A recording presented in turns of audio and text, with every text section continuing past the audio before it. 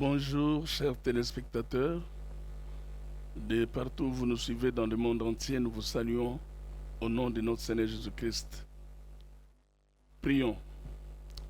Père très saint, nous te disons merci de nous avoir donné cette opportunité d'apporter encore le message à ton peuple de par le monde. Merci, Papa, de nous utiliser comme des simples instruments, des simples canaux par lesquels, Seigneur, tu vas travailler ce soir. Visite, Seigneur, la vie de chacun. Visite, Seigneur, la maison de chacun. Visite, Seigneur, tous ceux qui vont suivre et bénis-les, Seigneur, qu'ils puissent trouver leur gain de cause dans cet enseignement que nous voulons dispenser. Que ton onction nous accompagne, que ta sagesse soit avec nous, que ton intelligence nous soit affectée, Seigneur, pour que nous puissions parler sans embâche pour ta gloire. Car Jésus-Christ revient bientôt et nous sommes obligés de préparer l'Église à l'enlèvement. Merci, Papa, parce que, Seigneur, tu vas apprêter les oreilles de chacun pour que chacun prenne conscience que Jésus-Christ est bientôt à la porte et que nous devons nous préparer à être enlevés. Au nom de Jésus, nous avons ainsi prié. Amen. La fois dernière, j'avais dit une chose. J'avais dit que le retour de Jésus-Christ se fera en deux phases. Première phase, ce sera un avènement secret que nous appelons l'enlèvement de l'Église. Tandis que dans la deuxième phase, ce sera l'événement public dont il est écrit que tout œil le verra. Que vous puissiez être dans quel pays, vous allez le voir. Parce qu'il poindra à l'horizon et il va venir dans toute sa gloire éclatante de Fils unique de Dieu. Il va venir pour non pas nous enlever, mais pour détruire l'Antichrist, les faux prophètes, et qui seront en train de semer la terreur sur la terre. Aujourd'hui, dans le cadre de la préparation de l'Église à l'enlèvement, j'ai pris l'option de vous parler sur l'année de la grâce. Dans l'Ancien Testament, l'année de la grâce était liée à l'année du jubilé. Selon Lévitique 25, versets 9 à 11. Je me tournerai vers vous, je vous rendrai fécond et je vous multiplierai, et je maintiendrai mon alliance avec vous. Vous mangerez des anciennes récoltes et vous sortirez les vieilles pour faire place aux nouvelles. J'établirai ma demeure au milieu de vous et mon âme ne vous aura point en horreur. C'était donc une année sabbatique consacrée au Seigneur, durant laquelle les dettes étaient effacées, les esclaves étaient libérés et chacun récupérait les terres qu'il a mis en hypothèque. Donc voilà ce que représentait l'année de la grâce à cette époque de l'Ancien Testament. Aujourd'hui, nous allons d'abord aborder l'année de la grâce dans les 70 semaines de Daniel. L'année de la grâce dans les 70 semaines de Daniel, qu'est-ce que les 70 semaines de Daniel? C'est une réponse que Daniel va recevoir de la part de Dieu. Il est entré en prière, en jeûne et prière, pour supplier Dieu de lui révéler quand est-ce que la prophétie de Jérémie allait s'accomplir. Et Dieu lui a donné la réponse quant à l'accomplissement de cette prophétie qu'il avait donnée à Jérémie. Et cette réponse est inclue dans ce que nous appelons les 70 semaines de Daniel. L'année de la grâce, donc, sert d'intercalaire entre la 69e et la 70e semaine de Daniel. Nous lisons cela dans Daniel 9, 25 à 27. Sache-le donc et comprends. Depuis le moment où la parole a annoncé que Jérusalem sera rebâtie jusqu'à loin, au conducteur, il y a 7 semaines et 62 semaines, les places et les fossés seront rétablis, mais en des temps fâcheux. Après les 62 semaines, un oint sera retranché et il n'aura pas de successeur. Le peuple d'un chef qui viendra détruira la ville et les sanctuaires, et sa fin arrivera comme par une inondation. Il est arrêté que les dévastations dureront jusqu'au terme de la guerre. Voilà donc, là, les 70 semaines de Daniel sont détaillées là-bas. Or, la 69e semaine, c'est la semaine où les oins seraient retranchés. Qu'est-ce que cela veut dire, les oins seraient retranchés? Ça part de la mort de Jésus-Christ qui devait mourir à la 69e semaine de Daniel. Le oint devait être retranché. Et après sa mort, la ville serait détruite. C'est ce qu'a fait l'empereur, le chef militaire romain Titus, qui a détruit Jérusalem et qui a commencé à déporter tous les Juifs de par le monde entier. Mais alors, pourquoi jusqu'à ce jour, nous ne sommes toujours pas encore entrés dans la 70e semaine de Daniel, qui connaîtra la manifestation de l'Antichrist? C'est que Dieu, dans son amour et dans ses compassions abondantes, a voulu donner une opportunité au monde entier d'échapper à la période macabre de la grande tribulation. Il a arrêté donc, par la mort de Jésus, l'horloge de la prophétie biblique, en y mettant un intercalaire qui est l'année de la grâce. Donc l'année de la grâce est venue arrêter l'horloge de la prophétie biblique à la 69e semaine. Et jusqu'à aujourd'hui, l'horloge est arrêtée là. Toute la période depuis la résurrection de Jésus n'est pas comptabilisée dans la prophétie biblique. C'est la période qu'on appelle l'année de la grâce. Et cette période qui a pris fin avec la résurrection de Jésus, qui a commencé avec la résurrection de Jésus, prendra fin seulement lorsque l'Église sera enlevée.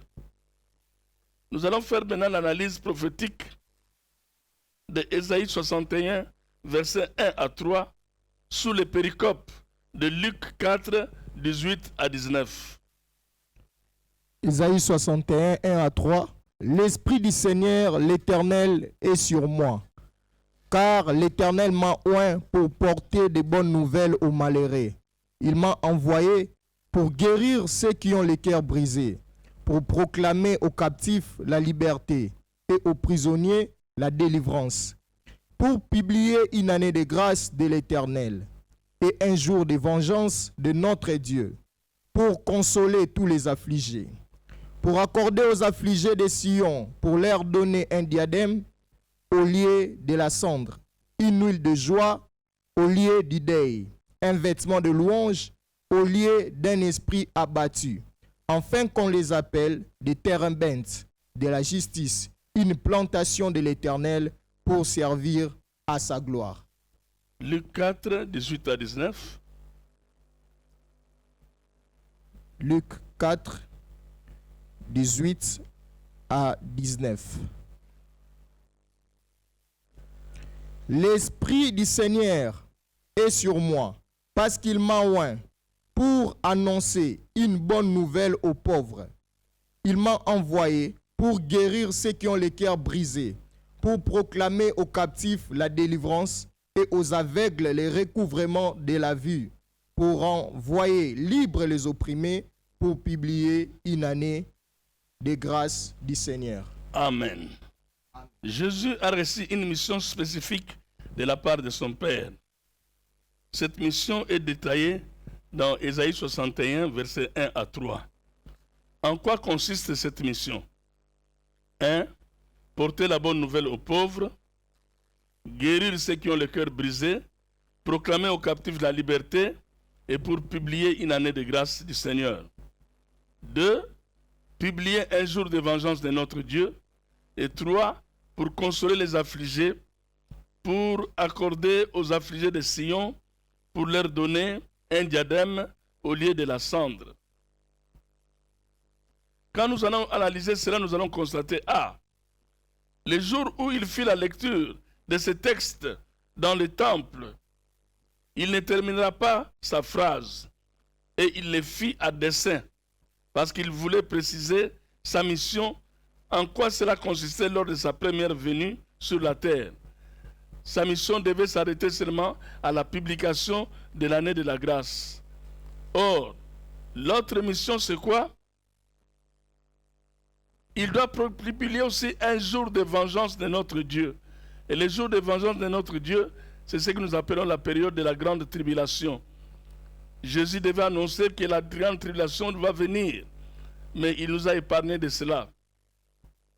Et la troisièmement, c'est pour consoler Israël, pour redonner à l'Israël l'espoir, pour redonner à Israël la joie de vivre. Et cela se fera pendant le millénium, lorsque Israël va récupérer son titre honorifique de peuple terrestre de Dieu. Cela va se passer pendant le millénium.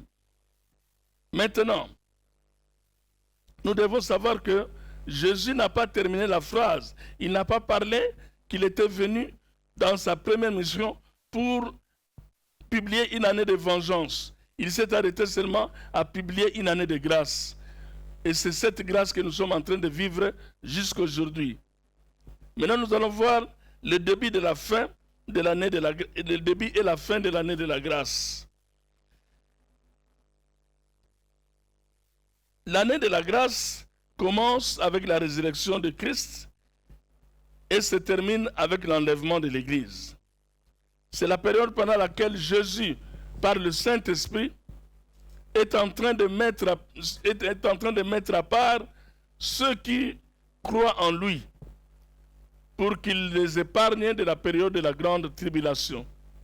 Donc pendant l'année de la grâce, Jésus, par le Saint-Esprit, qui fait le travail d'un héros, qui appelle les gens au salut, qui appelle les gens à venir recevoir gratuitement le salut. Pendant l'année de la grâce, le salut est gratuit. Il n'est pas monnayable. Le salut est gratuit. Tout le monde peut le recevoir. Et c'est le travail que le Saint-Esprit est en train de faire. Inviter les gens à entrer dans l'église pour être sauvés. Pourquoi ils doivent être sauvés? C'est pour être épargnés de la période de la grande tribulation. Maintenant, nous pouvons lire cela dans Acte 17, verset 10 à 31. Acte 17, verset 10 à 31. Aussitôt, les frères firent partir de nuit. Acte 17, 30 à 31. Acte 17, 30 à 31. Dieu, sans tenir compte des temps d'ignorance, annonce maintenant à tous les hommes en tout lieu qu'ils aient à se repentir, parce qu'il a fixé un jour où il jugera le monde selon la justice, par l'homme qu'il a désigné, c'est dont il a donné à tous une preuve certaine en les ressuscitant de mort. Dieu va juger ce monde. Et Dieu connaît la cruauté de son jugement. Il sait qu'il sera sévère dans son jugement. C'est pourquoi il ordonne aujourd'hui à toute personne vivant sur la terre de se repentir, de saisir l'opportunité de la grâce qu'il lui offre, d'être sauvé gratuitement. Aujourd'hui, vous pouvez être sauvé gratuitement. N'attendez pas le temps du jugement. C'est pourquoi Dieu ordonne à tous les hommes.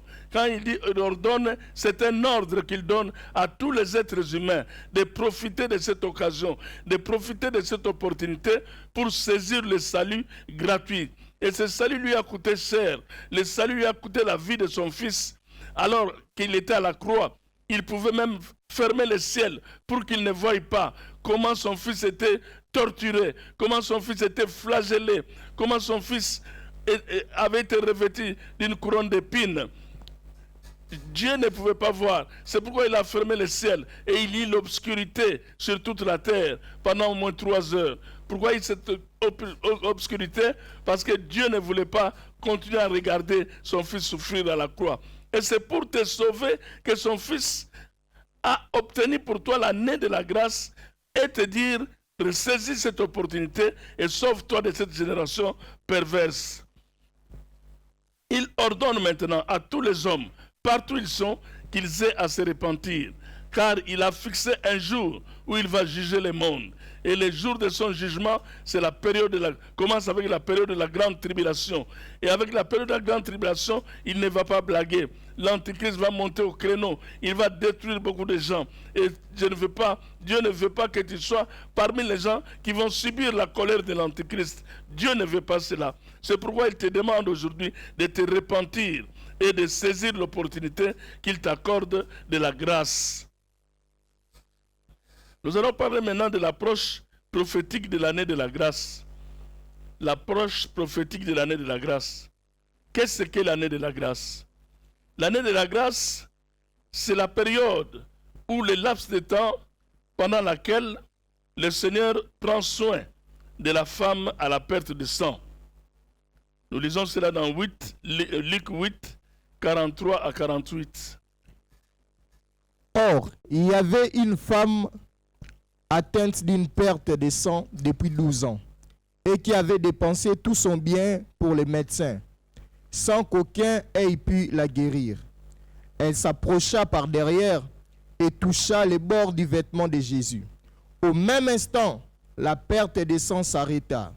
Et Jésus dit, « Qui m'a touché ?» Comme tous s'en défendaient, Pierre et ceux qui étaient avec lui dirent, « Maître, la foule t'entoure et te presse. Et tu dis, qui m'a touché ?» Mais Jésus répondit, « Quelqu'un m'a touché, car j'ai connu qu'une force était sortie de moi. » La femme, se voyant découverte, vint toute tremblante, se jetant à ses pieds et déclara devant tout le peuple pourquoi elle avait touché et comment elle avait été guérie à l'instant. Jésus lui dit, « Ma fille, ta foi t'a sauvée, va en paix. » Voilà donc, ce laps de temps que Jésus va engager dans une conversation avec cette femme, c'est ça que nous pouvons appeler la période de l'année de la grâce. Parce que Jésus n'était pas venu pour cette femme. Elle était là pour aller sauver la fille de Jairus. Jairus, sa fille était malade. Il fallait qu'on aille intervenir en sa faveur. Et Jairus est venu appeler Jésus-Christ pour qu'il aille intervenir en faveur de sa fille. Mais pendant qu'il tergiversait encore, la femme là, qui avait la perte de sang pendant 12 ans, est venue toucher Jésus. Et pendant 12 ans, les 12 ans là, nous parle des 12 apôtres. C'est-à-dire que cette femme est l'image de l'Église, tandis que la fille de Jairus est l'image d'Israël. Pendant qu'elle a touché Jésus-Christ, il y a une conversation. Jésus voulait savoir qui l'a touché. La femme avait honte de l'avouer parce qu'elle a fait indûment. Mais Jésus a compris que cette femme avait besoin de la guérison. Cette femme-là représente l'Église. Jésus n'était pas venu, il n'était venu que pour les brebis perdues d'Israël. Mais cette femme en a profité. C'est comme ça que nous, l'Église, nous avons profité du salut. La Bible dit que le salut est venu premièrement pour les Juifs. Les Juifs n'ont pas saisi cette opportunité, c'est pourquoi le salut s'est démarqué d'eux et est venu vers nous les païens. Nous n'étions pas comptés, nous n'étions pas comptabilisés parmi les gens qui devaient être sauvés. Mais Dieu nous a fait la grâce aujourd'hui de saisir cette opportunité d'être sauvés.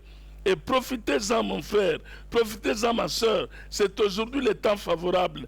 Demain, il sera trop tard. Aujourd'hui, c'est le temps de Dieu. Et Jésus-Christ, en guérissant cette femme, elle n'a pas continué à converser avec elle. Vous allez constater qu'à la fin, on va venir dire à Jairus, n'importune pas le maître parce que ta fille est morte.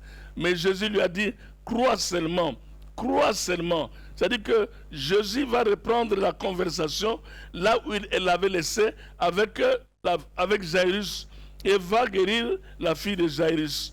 Donc, Jésus va reprendre son travail avec Israël.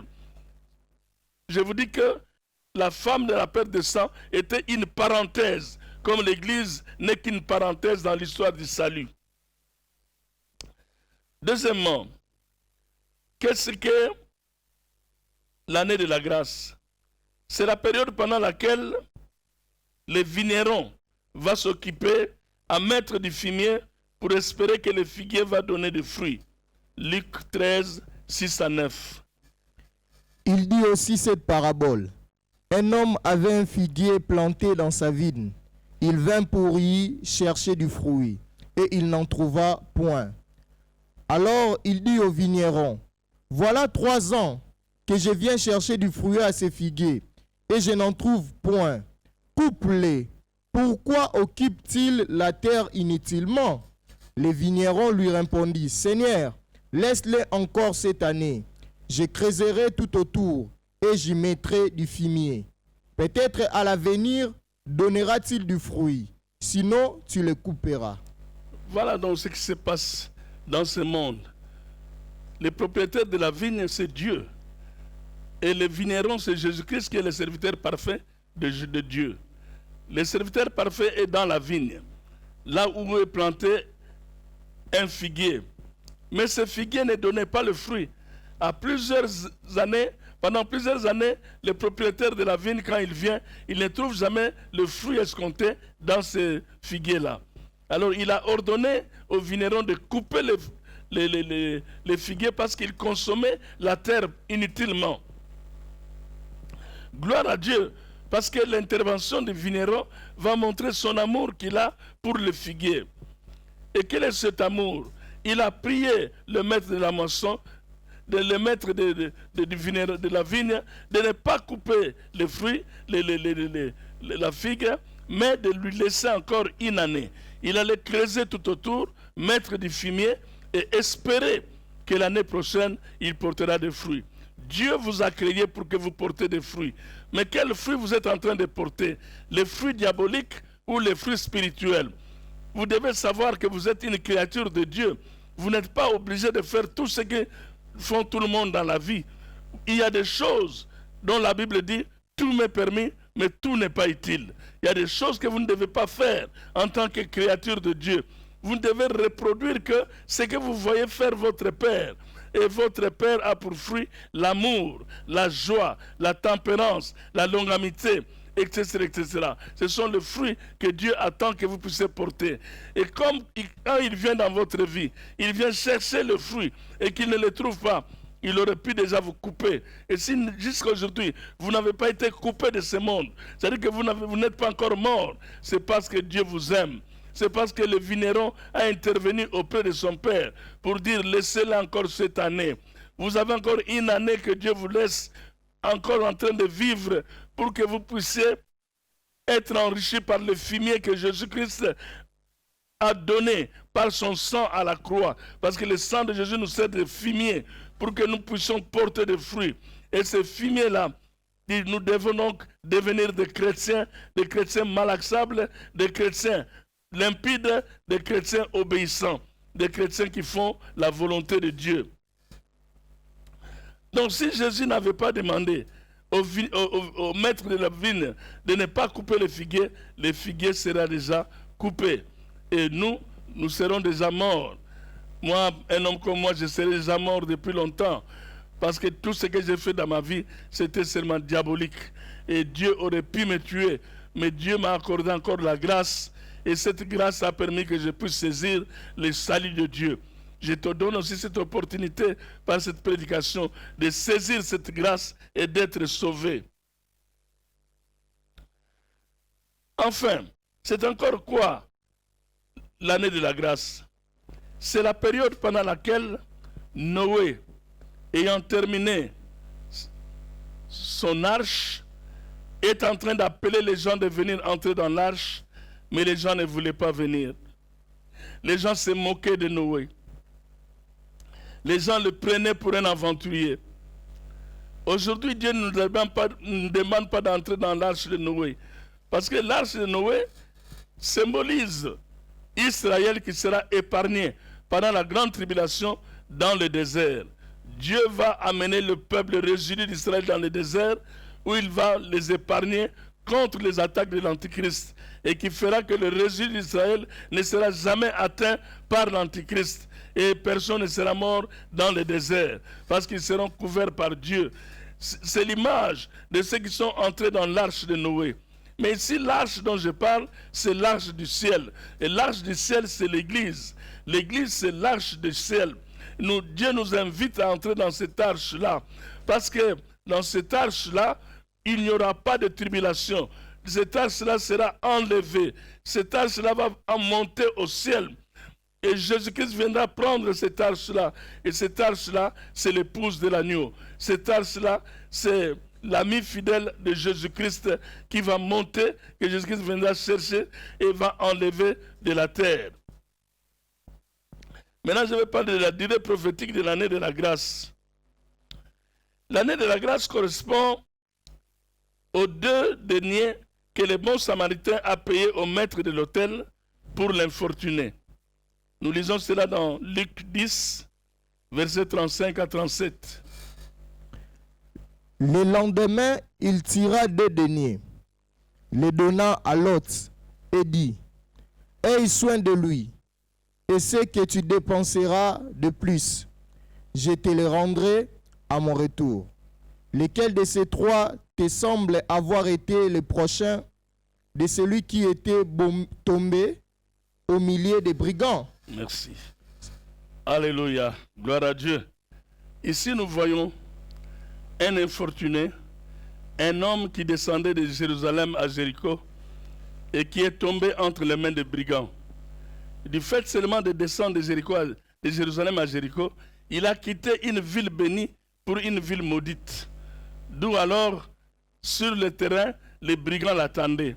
Et les brigands l'ont rossé de coups, on l'a laissé pour mort. Et le prêtre est passé par là, il n'a pas voulu le toucher. Le lévite est passé par là, il n'a pas voulu le toucher. Jusqu'à ce que le bon samaritain est venu et il a touché cet homme. Il a mis de l'huile dans ses plaies.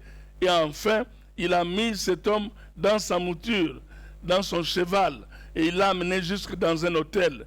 Et là, dans l'hôtel, il a payé l'argent au maître de l'hôtel afin qu'il prenne soin de cet homme-là. Le maître de l'hôtel, c'est le Saint-Esprit. Lorsque nous venons à Jésus-Christ, Jésus-Christ nous prend. Il ne nous laisse pas dans la rue. Quand nous recevons Jésus-Christ, nous devons chercher une église qui confesse Jésus-Christ comme Seigneur et Sauveur. C'est là où il a mis des docteurs, il a mis des prophètes, il a mis des apôtres, il a mis des évangélistes, il a mis des pasteurs pour qu'ils prennent soin de nous, qu'ils s'occupent de nous. Et ce sont eux-là qui ont la mission de nous débosseler quand nous avons été mal bossés par le diable. Parce que le diable est venu pour détruire, pour égorger. Mais le Seigneur, quand il nous prend dans cet état, il ne nous dépose pas n'importe où, il nous amène dans un hôtel. Et là où il a amené cet infortuné dans l'hôtel, la Bible dit qu'il a sorti 2 deniers qu'il a payés au maître de l'hôtel en lui disant, lorsque je vais revenir, si les 2 deniers ne suffisent pas, je vais t'ajouter encore ce qui va manquer. Donc voilà donc les 2 deniers. Et la Bible dit, dans 2 Pierre 3, 8, que un jour devant le Seigneur égale à 1000 ans. Et 1000 ans pour le Seigneur, c'est un jour. Or, les 2 deniers, c'est le salaire qu'on payait à cette époque-là en 2 jours de travail. En 1 jour de travail, on avait un salaire de 1 denier. Et 2 jours de travail, on avait un salaire de 2 deniers. Or, 2 jours de travail là, fois 1000 ans, ça fait 2000 ans. Donc ça fait déjà 2000 ans depuis que Jésus-Christ est mort. Mais il a déjà payé tout ce qu'il nous fallait pour que nous puissions prendre soin par le Saint-Esprit dans son hôtel.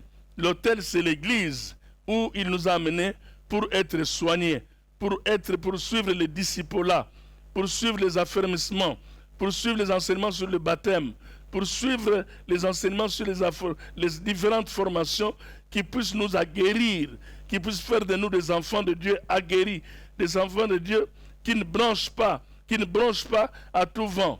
Non, c'est ça. Donc, 2 jours, c'est 2000 ans. Or, les 2000 ans sont déjà expirés depuis que Jésus est mort. Nous allons voir cela tout à l'heure. La durée prophétique de l'année de la grâce, c'est encore quoi? Ce sont les 2 jours que Jésus a passé en Samarie après avoir pris soin de la femme autour du puits. Nous lisons cela dans Jean 4, verset 30. Jean 4, verset 40 à 43. Aussi, quand les Samaritains vinrent les trouver, ils les prièrent de rester auprès d'eux. Et il resta là 2 jours. Un beaucoup plus grand nombre crurent à cause de sa parole.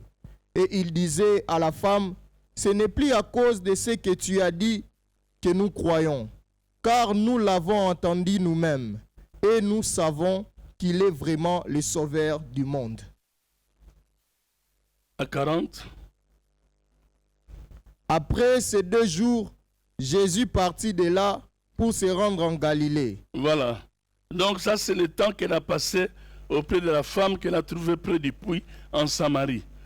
Elle a passé 2 jours à exhorter ces gens-là, à sauver ces gens-là, à guérir ces gens-là, à délivrer ces gens-là. Il a passé 2 jours dans son affection, dans son amour pour ces gens-là. Or, les 2 jours-là, ce sont 2000 ans qu'il a passé à côté, auprès de l'Église. Jésus vient de passer déjà 2000 ans à côté de l'Église. Or, la Bible dit, après 2 jours, il va quitter Samarie pour rentrer en Galilée. La Samarie, à cette époque, était comptabilisée parmi les provinces païennes. C'était donc, Jésus s'était rendu dans une province païenne. C'est ce qui nous pousse à dire que cette femme est l'image de l'Église, parce qu'elle a été trouvée dans une province païenne.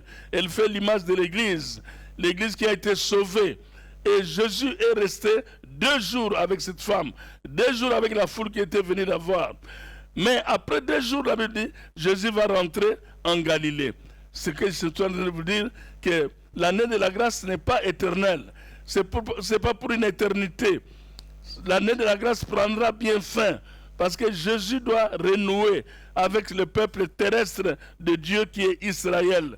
C'est ainsi que la Bible dit, après 2 jours, il s'est rendu en Galilée. La Galilée, c'est là où sont les Juifs, c'est là où se trouve Israël, la vraie Israël. Et Jésus va se rendre après 2 jours à Galilée, parce qu'il va laisser maintenant cette femme-là et s'occuper maintenant des Juifs. C'était quoi encore la durée prophétique de l'année de la grâce? Ce sont les 2 jours dont Jésus a promis à Israël de les guérir. Nous lisons cela dans Osée 6, versets 1 à 3 à 2. Venez, retournons à l'Éternel, car il a déchiré, mais il nous guérira. Il a frappé, mais il bandera nos plaies. Il nous rendra la vie dans 2 jours. Le 3e jour, il nous relèvera et nous vivrons devant lui. Voilà. Donc, la prophétie dit, dans 2 jours, Israël va renaître. Et c'est ce qui s'est déjà fait. Depuis 1948, je vous l'ai déjà dit, Israël a déjà un pays, la Palestine, où Israël s'est implanté de nouveau et a été déjà déclaré comme un État indépendant d'Israël. Donc ça, c'est la renaissance d'Israël après 2 jours, c'est-à-dire 2000 ans. Mais à propos du temps de la grâce, il faut tenir compte de 2 choses très importantes. La première chose, il a payé 2 deniers au maître de l'autel en promettant de payer la différence quand il reviendra. Donc Jésus ne va pas revenir exactement à l'an 2000, comme c'était le cas qu'on a parlé ici. Lorsque nous sommes arrivés à l'an 2000, les bars ont séché, tous les soulards sont devenus des chrétiens, disant que Jésus va revenir. Ils ont fui les bars, ils ont fui les fétiches, tout le monde voulait devenir chrétien, parce qu'ils savaient que les pasteurs avaient mal prêché, qu'à 2000 ans, Jésus va revenir. Non, il a dit, je donne des deniers, ce qui manque, lorsque je viendrai, je vais compléter.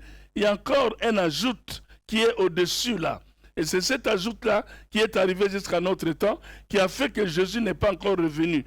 Alors si Jésus n'est pas revenu jusqu'à aujourd'hui, c'est à cause de ce qu'il a dit là.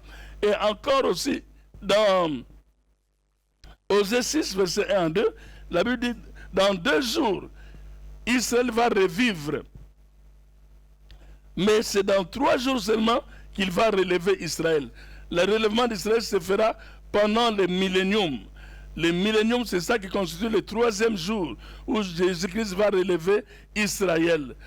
Or, entre le millénium et l'enlèvement de l'Église, il y a un temps fâcheux. Et ce temps fâché, c'est la période de la grande tribulation. Voilà donc. Alors, quel est le but de l'année de la grâce? Nous lisons cela dans Apocalypse 3, verset 10.